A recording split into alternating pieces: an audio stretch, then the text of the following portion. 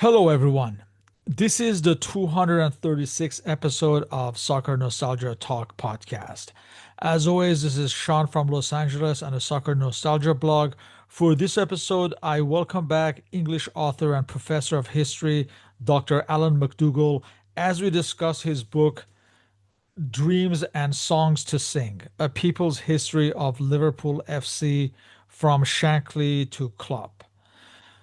Dr. McDougall is an English professor of history at the University of Guelph at Ontario in Canada. His other books include The People's Game, Football, State and Society in East Germany, Contested Fields, A Global History of Modern Football, Youth Politics in East Germany, The Free German Youth Movement, 1946 to 1968. Alan, welcome back.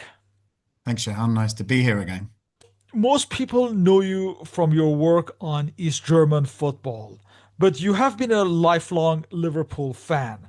Was this a new territory for you and a change of pace to discuss this aspect of your fandom?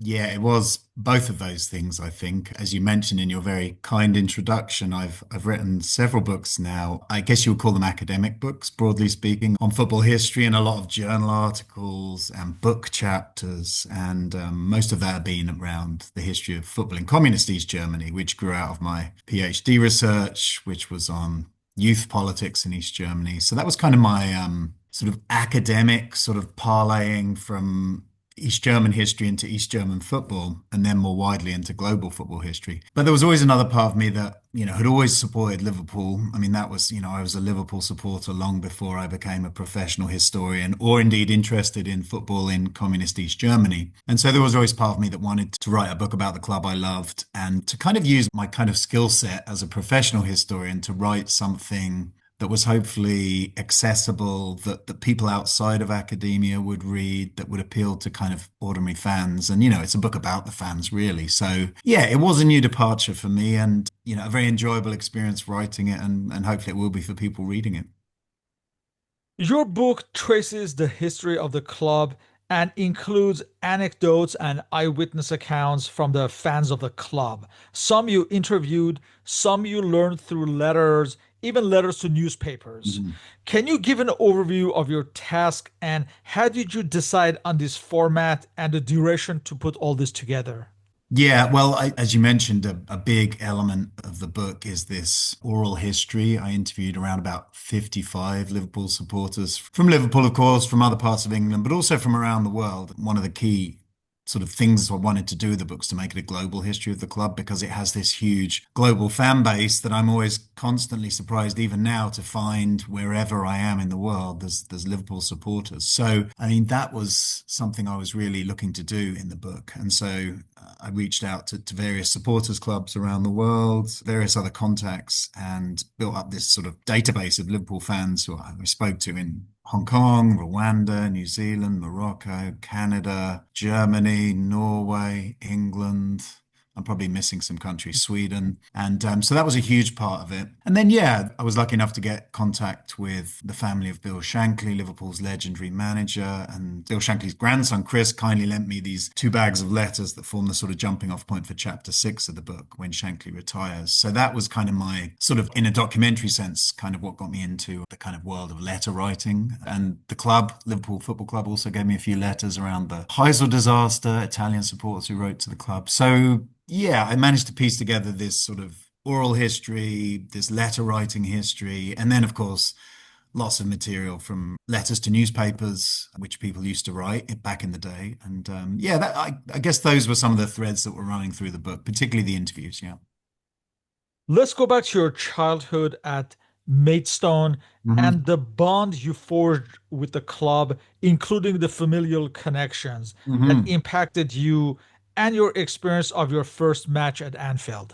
Yeah. So, as I relate in the early chapters of the book, my paternal side of the family is from Liverpool. So My granddad grew up and well was born and raised in Liverpool, and therefore my dad and his brother, his older brother, were born there during the Second World War and grew up in Liverpool. So we always had this family connection to Liverpool. Dad went to university in Sheffield and then traveled and moved south, moved to Canada as well for a while. My uncle also moved his family down south in the early 80s when Liverpool was struggling economically. So, but granddad stayed in Liverpool until he passed away in the late 90s. And so we always had this connection. And whenever we go back to the city, we'd go and see granddad and go and watch games at Anfield.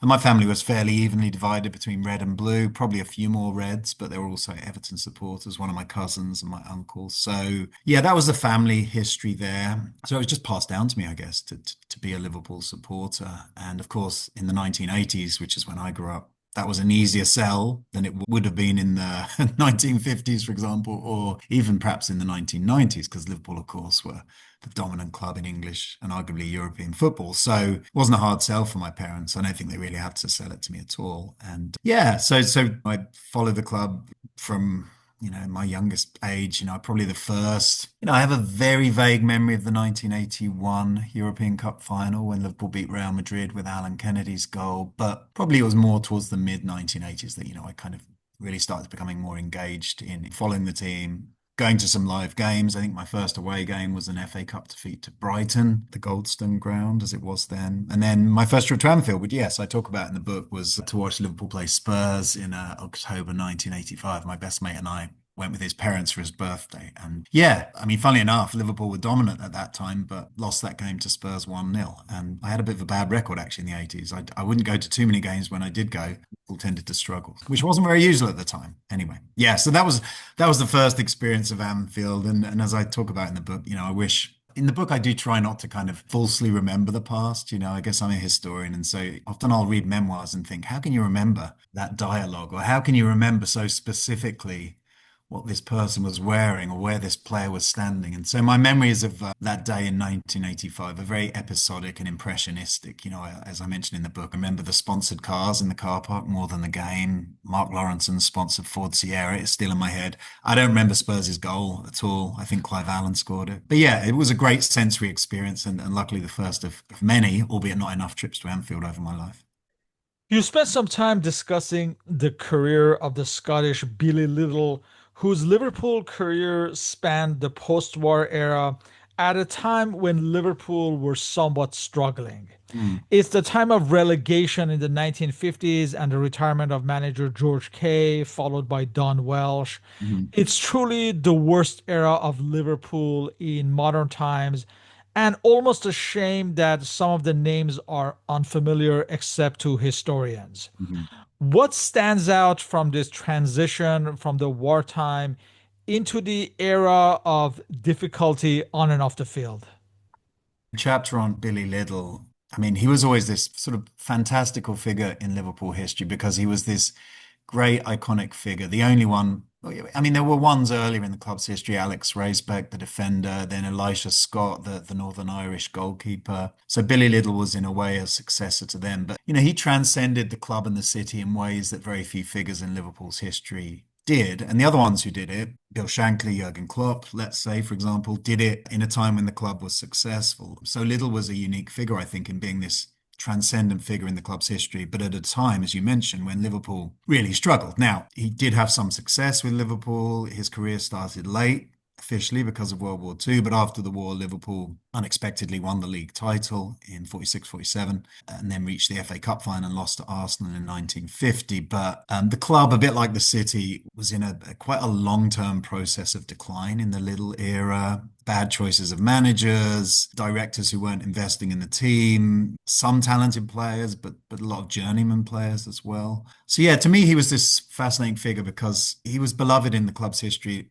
unlike probably there's only three or four other people as beloved as Billy Liddell in the club's history. Kenny Dalglish, perhaps Jurgen Klopp, and of course Bill Shankly. But Little's, as you mentioned, is perhaps a bit of a forgotten figure because he was not associated with success in the same way that those later figures were. So, yeah, in a way, although the book focuses on, if you like, the history of modern Liverpool, Shankly to Klopp is the official bookend of the book. I wanted to talk a bit about this prehistory of Liverpool when the club was not successful and when the standout figure, Billy Little, was carrying the team in the face of this sort of decline, which led, as you mentioned, to Liverpool being relegated to Division Two, today's championship, in the mid 1950s. Yeah, so Little becomes this sort of way of looking at this period of the club's history, and I guess reminding not just Liverpool supporters, but also supporters of the club's histories are not linear. You know, Liverpool weren't always successful. And in fact, in the 1950s, even in the early 60s, Everton were the big club in Liverpool. They were the Mersey millionaires. They were splashing cash on players. Liverpool were playing second fiddle to them. So, yeah, Little's a great story to remind us of that pre-Shankly, pre-great period. Nowadays, all football historians know that it's Bill Shankly who transformed the club and paved the way for the brand that it is today. Mhm. But as you recount in your book, he was not looked upon as the Messiah upon his appointment in late 1959. Can you present the task fallen on his shoulders for a team languishing in the second division?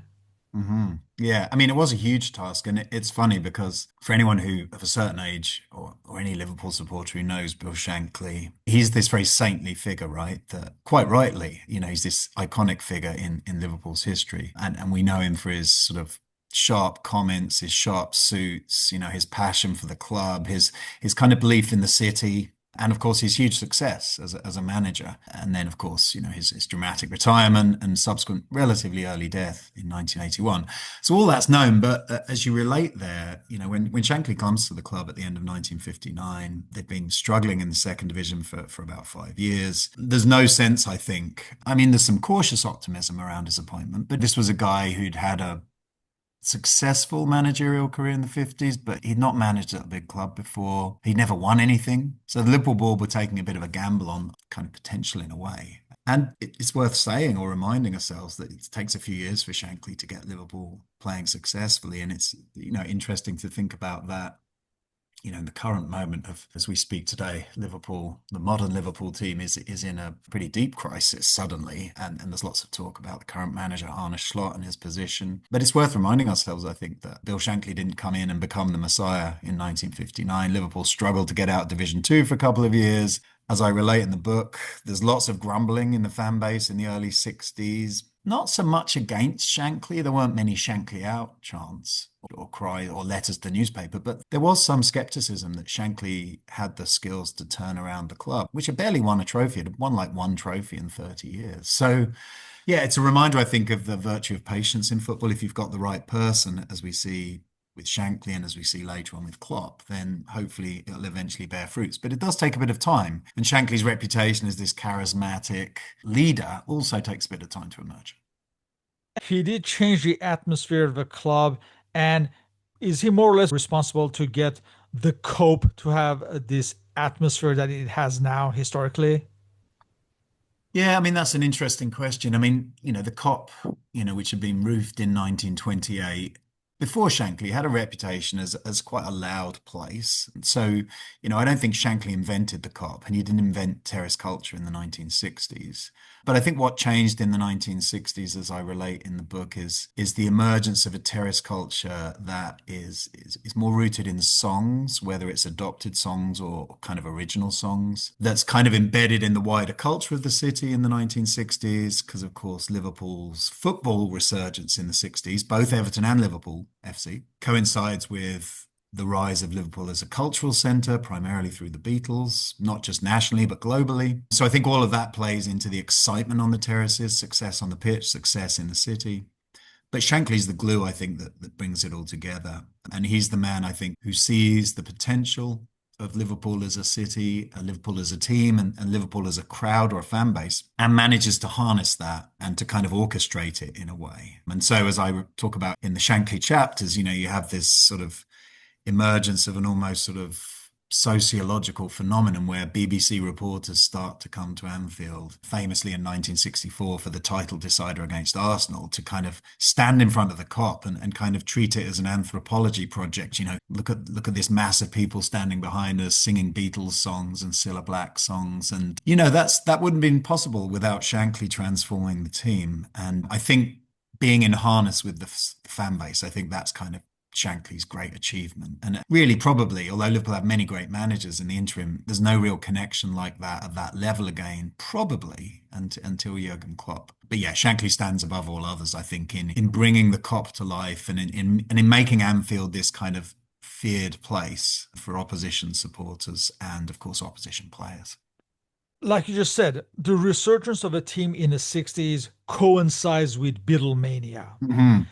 There is an overlap of culture and football, as on both fronts, football and music, Liverpool is at the center stage. And it's not only the Beatles, you just mentioned, there's Cilla Black, Jerry and the Pacemakers, among others. Mhm. Can you explain the cultural significance of this phenomenon? And is the legend of the club linked to the culture as well?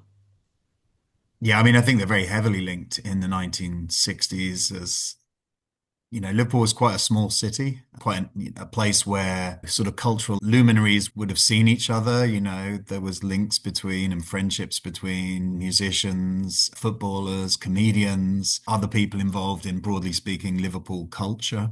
Many of those sort of musicians who kind of built up Merseybeat, not the Beatles themselves, they weren't big football fans, but other Merseyside musicians were either big Reds or big Blues. Some of the leading comedians of the time, Jimmy Tarbuck, for example, Ken Dodd, were kind of associated with or had connections to the players on both teams in Merseyside. So I think the fact that it was quite a small city meant that kind of these different elements of Liverpool culture, sports and music and theatre all rubbed together. So that was one thing.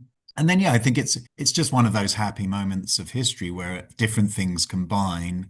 And for a brief period, Liverpool becomes, as Allen Ginsberg, the Beat poet, famously says, the epicenter of the universe, around 1964, 1965. You've got Beatlemania, which, of course, takes over the world in 1964, just at the time when Liverpool win the league title for the first time in, I guess, 25, nearly, yeah, 30 years, 1964. Everton, of course, are very successful in this period as well. And then Liverpool win the FA Cup in 1965, which, maybe for modern listeners doesn't sound like that big a deal. But back in 1965, I don't think you can emphasize how big a deal it was for Liverpool to win the FA Cup. The club had never won it in its history. It was the world's oldest cup competition. Everton had won it.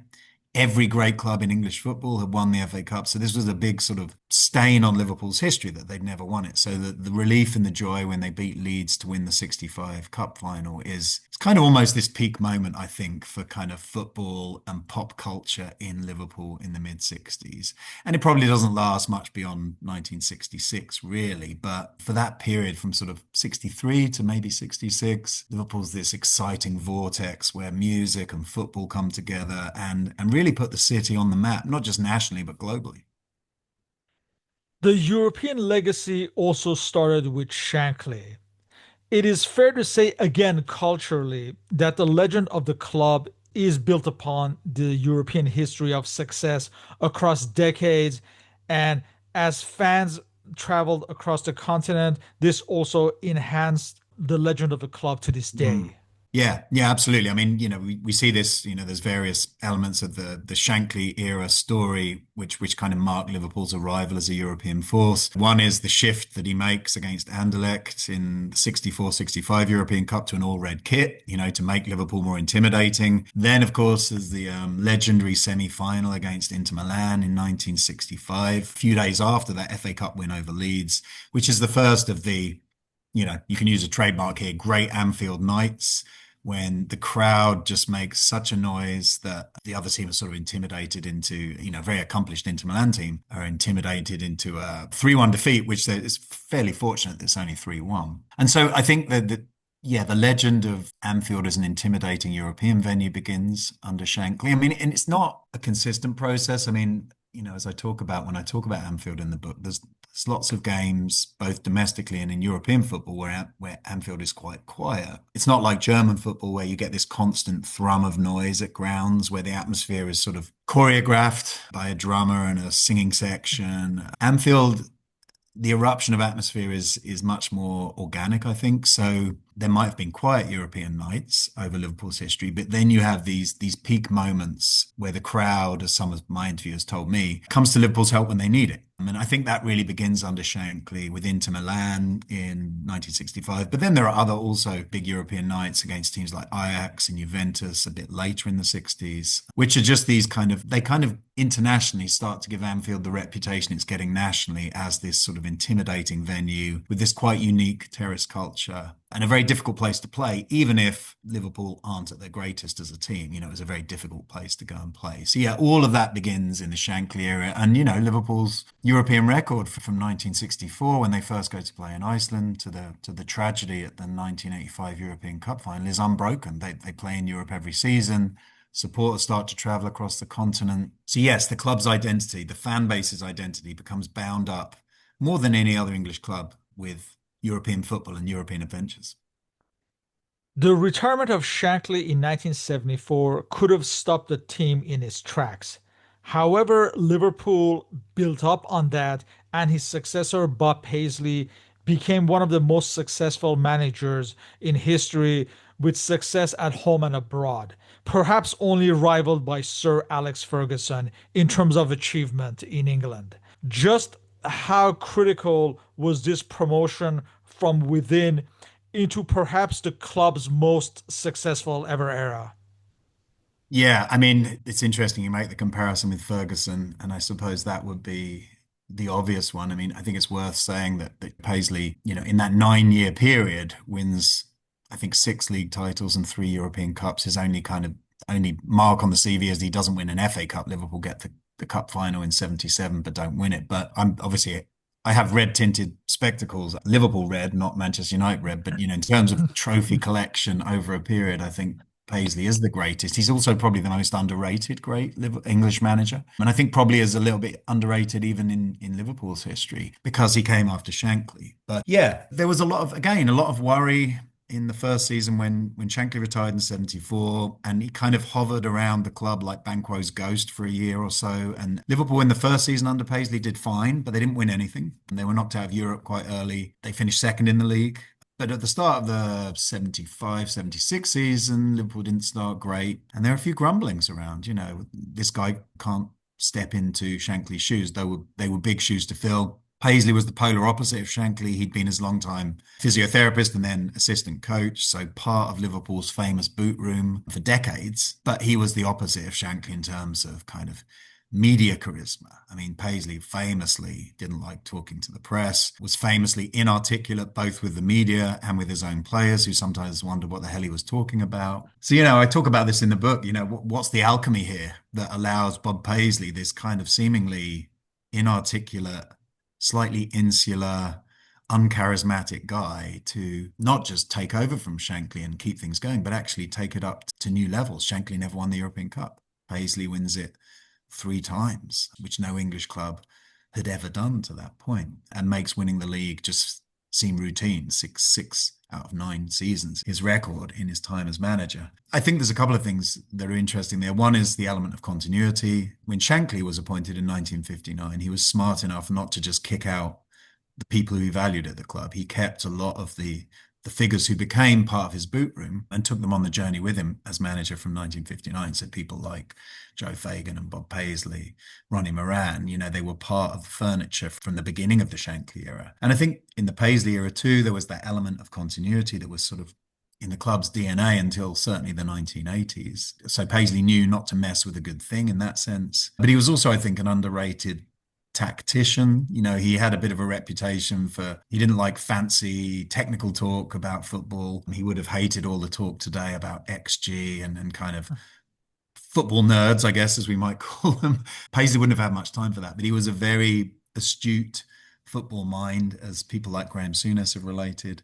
And he was probably a bit more ruthless than Bill Shankly. Shankly had a bit of more of a sentimental streak, perhaps like Jurgen Klopp, that allowed a few players to stay too long on his watch. Paisley was ruthless. If a player had served his purpose at the club, he'd move them on or put them in the reserves. And I think that sort of, I call it in my book, I think, an avuncular ruthlessness, because he kind of looks like someone's cozy uncle. But he was a very ruthless guy and a very sharp football mind. And he knew enough to take the great things that Shankly had built at Liverpool and to tweak them, not to overhaul them. So complete contrast, for example, to when Graham Souness took over from Kenny Dalglish in 1991. Souness tried to change far too many things too quickly to leave his mark on the club, and it all went to pieces. Paisley was far too smart for that. In the post Paisley era, against all expectations, Joe Fagan was appointed Mhm. and he carried on the legacy of the club at home and abroad. It is fair to say, if not for his age and Heysel, although I Mm. think it was programmed regardless that he was going to retire post Mm. Heysel, perhaps he would have carried on a while longer. Mhm. The Heysel tragedy, was it a reference point in terms of the club's progress despite the number of years of success Mm. afterwards? Yeah, I mean, Heisel's, to me, is a major turning point in Liverpool's history. I think it's a major turning point in European football history that, to me, is quite bizarrely understudied. A European Cup final, today's equivalent of the Champions League final between two of Europe's biggest clubs, that ends essentially in this massive televised tragedy, 39 deaths, and the game then continuing in this horrible spectral atmosphere. And yeah, there's obviously the sort of the personal tragedy for Joe Fagan, who'd been phenomenally successful in his first season as manager, winning the treble in 1984, including the 1984 European Cup, the League, and the League Cup. And then in his second season in charge, Liverpool were pipped for the League by Everton and then lost the European Cup final, but in circumstances where nobody was thinking about or caring about the game anymore because of the 39 deaths that occurred at the match. So in a way, I think Heysel marks the end or the beginning of the end of Liverpool's great era of dominance. Liverpool, of course, are banned from Europe indefinitely initially, and end up staying out of European competition for 6 years, which of course robs the club of a huge part of its identity. So that's one thing. And I also think it's when that kind of boot room continuity starts to break down. You'd had these sort of almost unbroken successions from Shankly to Paisley to Fagan. That's three managers effectively in 25 odd years, right? Just incredible stability. And then in 1985, I mean, as you suggest, Fagan was probably not going to stay for a really long time in the job anyway. He was, like Paisley, reluctant to take it. But just the jolt of Heysel, of course, leads him to resign very quickly. And then the club, slightly breaking tradition, appoints Kenny Dalglish as player manager. So Paisley's there in the background as an advisor to Dalglish in the early phases of his appointment as player manager. But it was a calculated risk to appoint Dalglish and a bit of a break from that boot room tradition, I think. So yeah, I think Liverpool go on to have a lot more success, of course, from 1985 through to 1990. But I do think Heysel maybe marks the beginning of at the end of the golden age of the club's success. And it also, of course, does huge damage to Liverpool's reputation, and in particular the reputation of the fan base. And something I talk about a lot in the chapter on Heysel is the difficulty for Liverpool supporters, including me, of trying to reckon with Heysel and its place in the club's history and its place in European football history. Now, we mentioned 1960s Beatlemania. When we come to the 1980s, despite the success on the field, how was Liverpool culturally different? I mean, musically, there were the Echo and the Bunnymen, OMD, and the Mighty Wah, among Mhm. others. What stood out in that respect when you contrast the 60s to the 80s? I mean, I suppose the big difference between the 60s and the 80s, I mean, there are some similarities actually in the sense that Liverpool certainly in the late 70s and early 80s, still this musical hub producing all manner of great bands, some of which you just mentioned. A lot of them congregated briefly at Eric's in the late 70s and kind of all kind of crossbred with each other and kind of shared ideas and shared stages. So it's still a very exciting city musically, as it had been in the mid 60s with Merseybeat. But the big difference between the 60s and the 80s, of course, is the economic situation. The long-term decline of Liverpool as a seaport had gathered pace sort of with containerization after World War II, with Britain's accession to what we now call the European Union, which all of which shifted kind of Britain's sea trade, if you like, to the other side of the country. So Liverpool as a port city declined quite strongly from the 70s onwards. The docks had provided Liverpool with its main source of employment for centuries, really. And suddenly this was in pretty rapid decline. So there was a lot of economic depression. Of course, it coincided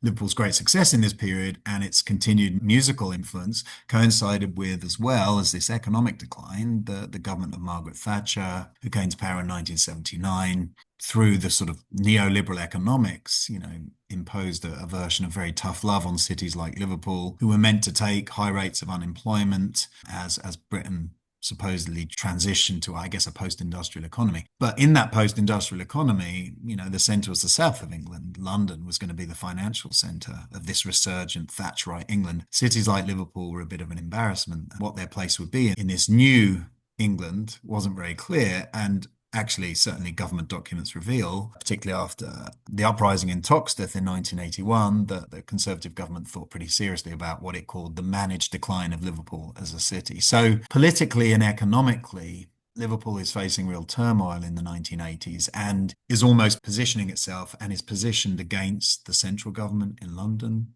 So it's a very turbulent backdrop to Liverpool's football success. Whereas in the 1960s, I would say, there was a bit of a resurgence in Liverpool's economy.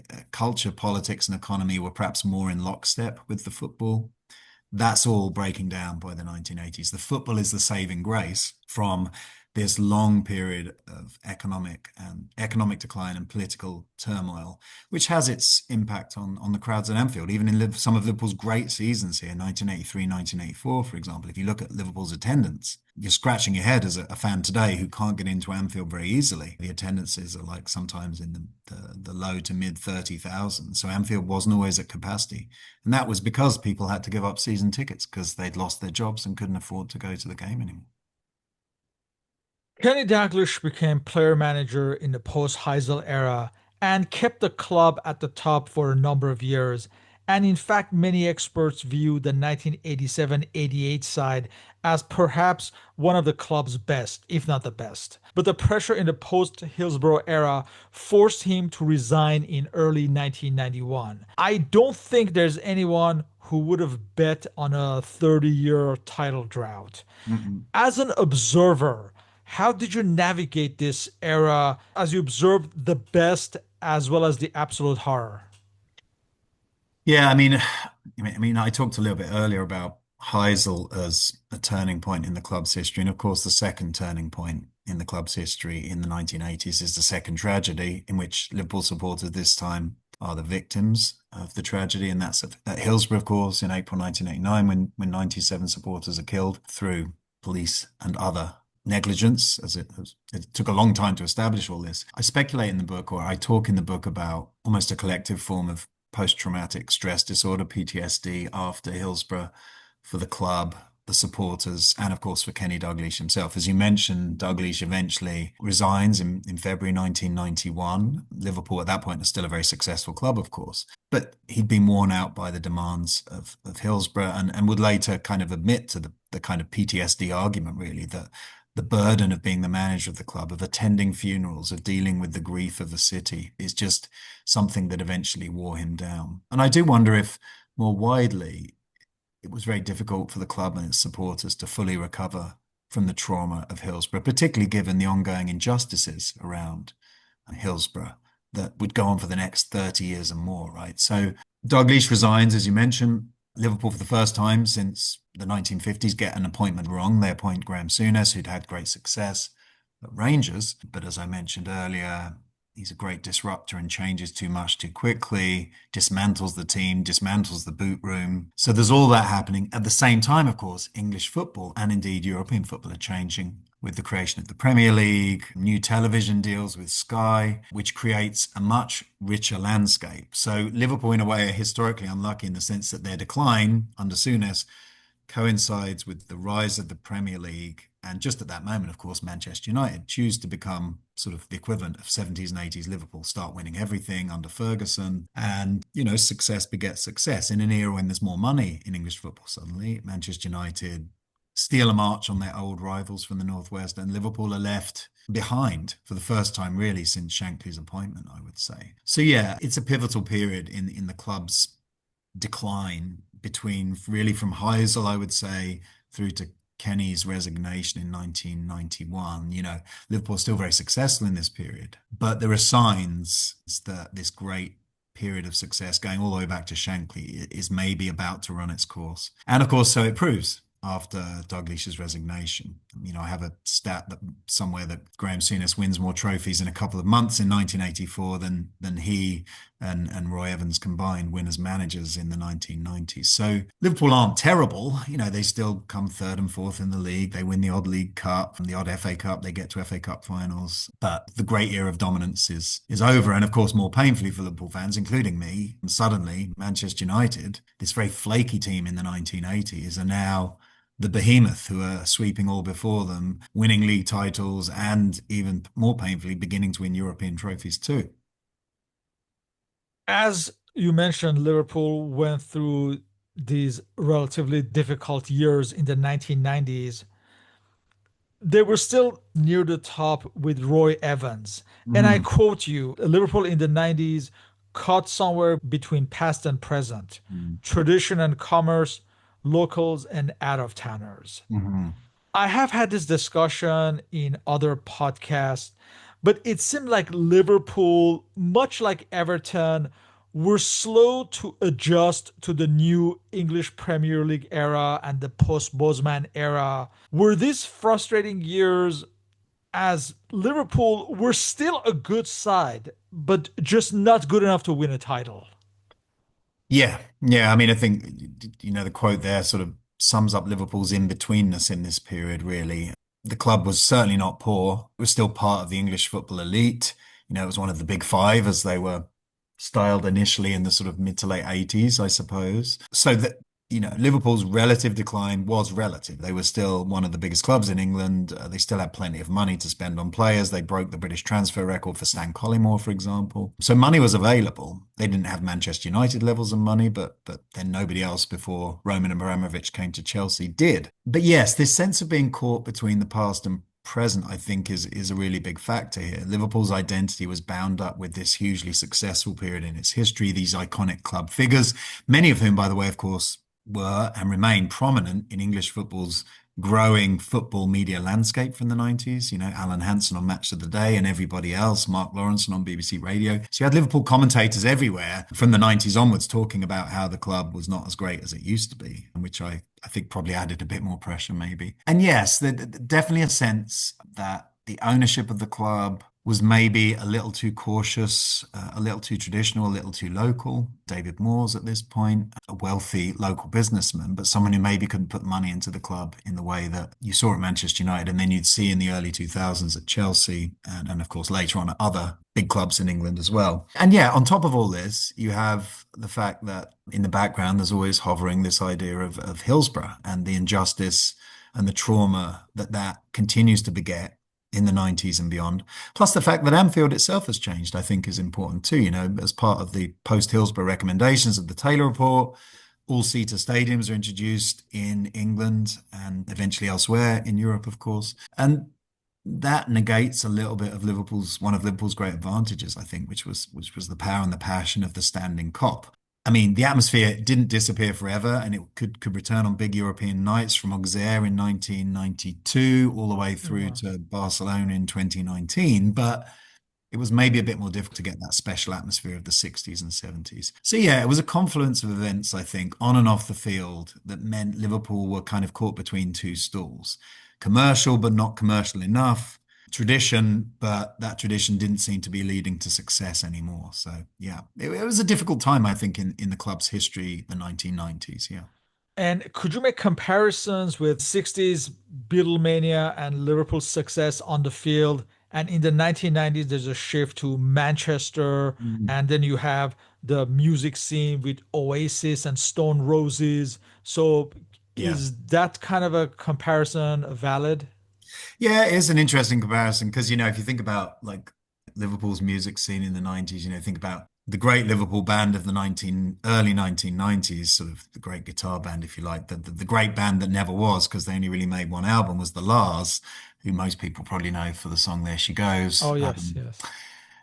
But the Lars really kind of didn't last long and broke up, whereas Manchester had these institutions of music, of course, primarily Oasis. Now, Oasis, of course, Manchester City fans, they were the underdog club at that time, hard as it is to imagine now in Manchester. But yes, maybe there's a kind of a bit of a resurgence of both music and football culture in Manchester in the 90s that's somewhat reminiscent of Liverpool in the mid 60s. And I guess the other difference, of course, is that the two cities had gone in opposite directions really over a longer period. Manchester had been able to sort of manage the sort of transition to a post-industrial economy more successfully than Liverpool. So in other words, it was basically a wealthier city, I suppose. Certainly before Liverpool had money invested in it from the 90s through the EU and then with the Capital of Culture project in the mid 2000s. So yeah, the zeitgeist feels like it shifted certainly to Manchester by the early 1990s. And yeah, maybe music reflects that. I mean, Liverpool's still a great music city, but not everybody remembers the Lars in the way that they remember Oasis. Let's just put it that way. Post Shankly, a common thread was that Bob Paisley, Joe Fagan, and Kenny Dalglish accepted their appointments with some reluctance and all succeeded beyond expectations. Mhm. Is there something to take away from this? Yeah, the reluctant leader. There is something interesting in that, I think. I think what it speaks to primarily is the sort of checking your ego culture at Liverpool, to use a sort of more modern phrase, where the coach or the manager was always in service to the bigger entity, which was the club, the players, but also, of course, the supporters. That was what Shankly had talked about, right? The holy trinity of manager, supporters, and players, all in sync with each other. So I think, yeah, there was a certain level of modesty to those great leaders of the club that paradoxically enabled them to exert a lot of authority. So I talked a bit earlier about Bob Paisley as this kind of conundrum in a way. Like, how did this guy who didn't look particularly imposing, didn't speak in a very authoritative way, how did he manage to exert such influence? And I think it came through sort of recognition of this very selfless tradition. Okay, I don't want to be manager necessarily, but this is what's required for the club to be stable and to continue its success. That was certainly the case with Paisley in 74, with Fagan 9 years later, even with Ronnie Moran stepping in to be caretaker manager after Kenny Dalglish's shock resignation in 1991. So yeah, I think that sort of selfless tradition was quite deeply embedded in the club and is really disrupted by the appointment of Souness, who's obviously not an outsider in the sense that he was a great Liverpool player, but he was an outsider in that he'd been away from the club, he'd been to Italy, he'd been to Scotland. I don't think anyone, much as they admired him as a player, Graham Souness, would have thought of him as someone who could check his ego. He was quite a self-confident guy, and there was a degree of arrogance about him. And I think in the way he went about changing the club, it broke with those sort of rather selfless traditions of quiet leadership, of continuity, of stability, symbolized by the fact they literally destroyed the boot room, the place where Fagan and Paisley and the other Liverpool staff used to gather over a glass of whiskey among all the boots and the old calendars to talk about the previous game, to dissect what had gone wrong, what had gone right. This brains trust had been there in the background, quite modestly for decades. And suddenly it's not there. And then, of course, on a wide level, we do enter a more sort of egotistical era in football. There's more money in it from the 90s. It's on television more. It becomes more about performance and spectacle. And probably figures like Bob Paisley and Joe Fagan weren't really made for those times. Eventually, the club accepted that continental managers were the way to catch up. And you had the Gerard Houllier and Rafa Benitez era. Mhm. Was the 2005 Champions League at a time when Liverpool were nowhere near a championship winning side? Was that what revitalized the club in terms of a global brand in the Mm. age of internet and television and cable? Yeah, I think there's a really interesting counterfactual here, where if Liverpool hadn't made this miraculous comeback in Istanbul in May 2005 from 3-0 down against a brilliant AC Milan team who on paper were miles better than Liverpool on that night. If they hadn't made that miraculous comeback, I do think there's an argument that Liverpool might have slid into global irrelevance. Maybe I'm being a bit dramatic, but I do think the nature of Liverpool's win in Istanbul against Milan is so unexpected and so brilliant, just in terms of pure sporting drama, that, from people I talk to from around the world, India, New Zealand, and elsewhere, it really captured the imagination and it perhaps positioned Liverpool slightly differently than Manchester United and Chelsea, let's say, in English football's landscape. Those were two big clubs with a lot of money. Manchester United had a lot of tradition and history too. Chelsea, the argument was they were this plastic club who'd kind of bought success under Abramovich. Of course, Chelsea had history before Abramovich, but for those who were drawn to Liverpool by this underdog story in 2005, not just the win in Istanbul, but the run to the Champions League final against teams like Juventus and, of course, Chelsea. It meant that maybe kind of Liverpool were able to sort of draw on a bit of an underdog narrative, I think, around the club. That actually, I'd say Jurgen Klopp sort of built upon in his early years at the club. The idea of the club as obviously a wealthy underdog, but still an underdog on the global stage against your Real Madrids and your Manchester Uniteds. And so, yeah, I think 2005 Champions League final is a kind of, it reimagines Liverpool's international fan base, I think, and it kind of boosts it. That's when Liverpool, there was a danger, I think, that the club could have slipped off the radar of certainly an international audience if it hadn't had this crazy success almost out of the blue in 2005. And it wasn't completely out of the blue because Rafa Benitez actually had an extremely successful period in Europe. Was a very successful manager for Liverpool in the Champions League, not just in 2005. Of course, Liverpool reached the final in 2007, arguably with a better team against a weaker Milan team. And of course, the football gods being what the football gods are, this time they lose. So again, it's not like Liverpool were struggling in the 2000s. They win the UEFA Cup and the treble under Houllier. Of course, they don't win that elusive league title, but they win the Champions League. They get to another Champions League final. They're hardly struggling. But I do think 2005 helps to bring a new generation of perhaps younger fans to be interested in Liverpool as this kind of, on a global scale, underdog. And of course, the story of that final against Milan really, really speaks to that legend. Yeah, and it was a rising of a phoenix type of story with Yeah. Liverpool having not won the Champions League in more than 2 decades, etc., etc. Yeah, yeah, absolutely. And then just the manner of the victory. I mean, I've watched it back, like I'm sure many Liverpool supporters, many, many times. And, if you watch the first half in full, I mean, there's nobody on the planet who thought Liverpool were going to come back in that game. In fact, as I talk about in the book, most people thought, let's just avoid humiliation, a 5-0 defeat like Inter Milan suffered against PSG in this year's Champions League final. You don't want it to be like an epochal embarrassment. And yeah, the unexpected nature of it, I think, it doesn't transform the club immediately. And in fact, it's another 15 years until the club wins the league and another 14 years until it wins the Champions League again. But I think it's like, you can think of it as a bridgehead 2005 between the great success of the 70s, 60s, 70s, and 80s and the renewed success under Klopp. I think without that bridgehead in 2005, Liverpool's international supporter base certainly would have probably declined.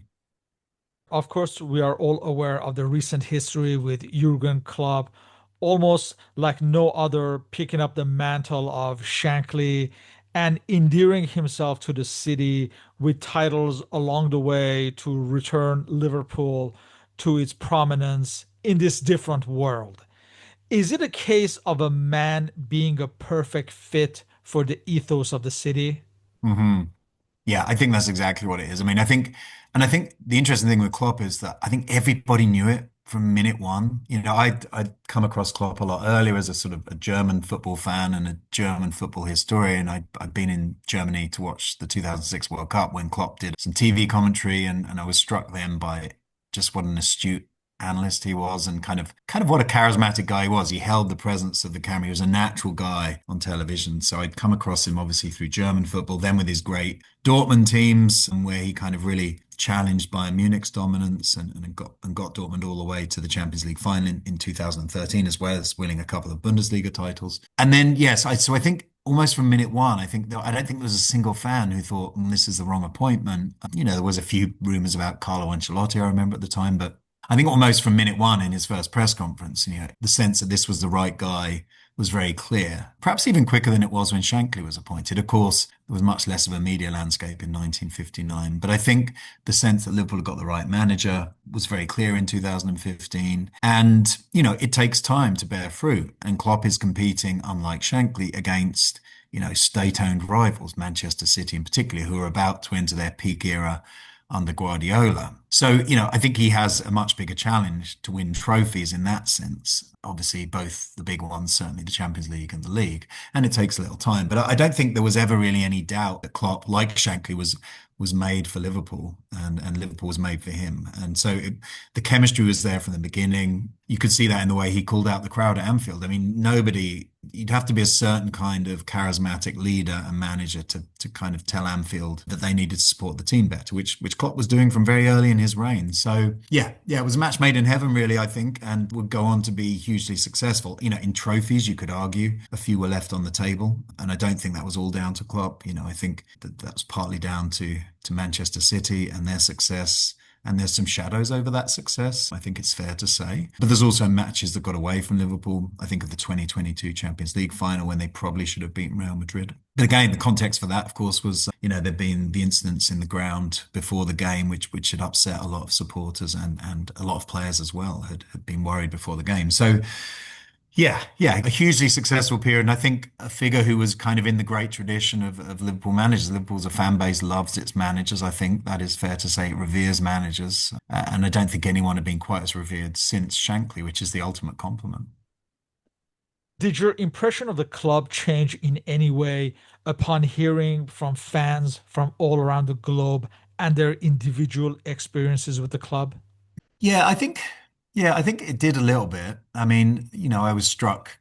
I mean, I know there are Liverpool supporters everywhere, and there have been from the 1970s, as I talk about in the book, when I talk about some of the places Shankly's getting letters on his retirement in 1974. From the early 70s, there were Liverpool supporters in South Africa and New Zealand and Australia and Indonesia and various parts of continental Europe. So I guess I knew that, but I guess to talk to so many fans from different places and to find out just the extraordinary lengths they go to watch games, to save up the money to travel to Anfield or to travel to Kiev to watch the 2018 Champions League final. Yeah, I guess the scope of people's commitment did surprise me a little bit and, made me kind of quite proud and happy, really, because I think of Liverpool as quite an outward-facing international place for a small city. It was a seaport. It looked across the ocean to the United States. It looked out to Ireland. It was a bit, I like to imagine it as this quite open and welcoming place. So to imagine a fan base that is open and welcoming to people from around the world is also something it was nice to find reinforced in all of my interviews. Now, of course, there are people, to go back to that sort of locals and out of towners debate, there are people, because of ticketing issues, who perhaps feel that Liverpool's international brand comes at a cost to local supporters. And I think that's a really valid debate. Just in terms of the individuals I talked to, just the scale of their commitment to the club, a club which most of them have no familial contacts with. They didn't grow up in Liverpool. They often didn't grow up in England. Yeah, it's quite extraordinary. It's quite touching and moving. And I think some of the best bits of the book are the kind of the threads of the stories of supporters who stay with Liverpool through different situations in their own lives, through different political situations, and through different situations in terms of the club's fortunes. So yeah, it was a moving collection of stories that really reinforce this idea of Liverpool, not just in the abstract, but like concretely as an international club. What is the global appeal of Liverpool? Is it because of the English Premier League ubiquity at a global level, or has it always been there through the decades because of the European experience? Through your interviews, how does supporting Liverpool shape and reflect the global story? Yeah, I mean, obviously Liverpool benefit certainly from the 90s onwards from the fact that English football in the English Premier League becomes the dominant televisual football brand around the world, particularly in parts of Asia, but also increasingly in North America and other parts of the world. The English Premier League is this dominant brand. When I was a kid growing up in the 90s, Serie A had that role in Italy. Yes. Now that has shifted completely, and English football is the top dog. So yes, Liverpool benefited from that, like many other English clubs. But I do think there is something distinctive, let's put it that way, about Liverpool's appeal to supporters. The club's history is distinct in terms of not just its unbroken run of European success from 64 to 85, but also in terms of the more tragic aspects history. Heysel in 1985, the Hillsborough disaster in 1989. Obviously, these are elements that anyone coming to the club educates themselves about. Hillsborough in particular, it becomes the defining element of the club's history. And any supporter of Liverpool who comes from anywhere in the world needs to know the history of the Hillsborough disaster and the subsequent injustices about the Hillsborough disaster to kind of be part of the club, if you like. So I think it has a distinctive history in that sense. Anfield has a very distinctive reputation going back to the 60s as this loud, intimidating venue where fans come up with original chants and songs. I think that so it's a very proud and distinctive fan culture, I think. And I think people are drawn to that because a lot of culture in certainly sports where I live in North America feels quite homogenous. You know, there are one or two chants, go, X, go. You know, that's the scale or the level of the chanting generally. So I think that kind of the humor and the sort of the musicality of the terrace culture, the passion in the stadium, I think those are things, the tragedy and the success in the club's history. I think those are factors as well. And I think it's sort of also finally just is tied to Liverpool's uniqueness as a city, you know, that it's a relatively small city that's actually been in some respects, certainly until for much of the 20th century in economic decline with a dwindling population, yeah, it remains this sort of cultural center. It remains front and center for good or bad in British politics, in British economic debates. Increasingly from the 80s, it's kind of Liverpool against the rest of England, the Scouse Republic. I think this idea of a football team as a bit of an outsider, I think appeals to people around the world. Perhaps when there are more quote unquote establishment teams, you know, however you want to define that, whether that's Manchester United or Chelsea. So yeah, I think there are elements of Liverpool's history and story that are quite unique that do draw supporters to Liverpool rather than to another club. But of course, ultimately, you need success for that to keep going. So Liverpool in the 21st century, not consistently, but have had enough success to remain kind of relevant globally, I think. And of course, nowadays, certainly pre-COVID, and now again, it's a bit more possible for supporters to travel to get to games occasionally. And some of the most interesting and special moments talking to supporters in the interviews for the book was their first visit to Anfield, you know, and just that kind of that sense you were like visiting Mecca, right? That this was the thing you dreamt about for so long was now there and real in your lives. And I think for local supporters who sometimes maybe complain about international supporters who don't get everything about the club's history, but that is part of the club's success is those international fans. You can't have that success without having that global fan base. Yeah, so it was a very moving and special part of the book. And I think what I wanted to get across in the book was this kind of global people's history of the club. You know, a book written by a supporter, me, about the supporters, and of course for the supporters. In closing, you're a Liverpool fan, yet you're forced to follow the club from afar. I will finish off with one of your questions to others. What does Liverpool mean to you? Yeah, that's a difficult question. It was a difficult question to ask in interviews because a lot of people struggle to answer it, I think. I think really what Liverpool means to me is, you know, aside from family and friends, really it's the consistent presence in my life as this great anchor and comfort, even as currently in very difficult times for the club. I feel that wherever I go in the world, Liverpool is a bit of a mobile community for me, whether I'm going back to England and to Liverpool itself, where there are Liverpool fans in huge numbers, or where I live in Toronto, where there's a huge Liverpool fan base and I can go and watch games. If I feel like watching games in company, I can go and find tons of Liverpool fans in the supporters pub and we can all watch the game together. And I don't know these people, but you know, I'm going to jump in their arms if Dominic Soboslai scores a worldy free kick against Arsenal and we win a game. Seems a long time ago now. But so yeah, I think it's that sort of it's that great comfort blanket in my life. It's something I think about probably far too much and spend most of my life thinking about the club's past and present. And yeah, it's a connection to family and friends. It's kind of subjects of conversation. It's kind of I don't know. I mean, it's stressful, but it's something that's, you know, I think being a football fan, as I say, ultimately is an exercise in hope. You know, you always think we're going to win the next game. We can win this trophy. We can stave off relegation, whatever it is. Being a football fan is inherently forward looking, despite all the nostalgia in it. And I think, yeah, for me, it's something that kind of anchors my past. It shapes my daily life in the present and also kind of gives me things to look forward to in the future. So, you know, supporting Liverpool's got everything really, Shah. With that, I would like to thank you for your participation in this interview. All our contact information and the links to Mr. McDougall's books, including this one that we just talked about, There we go. Dreams and There's a Songs to Sing, a people's history of Liverpool FC from Shankly to Klopp. So, Alan, thank you once again and hope to continue these discussions on football history. Yeah, I look forward to it, Shahan. Thanks for having me on again. Really appreciate it. Thank you.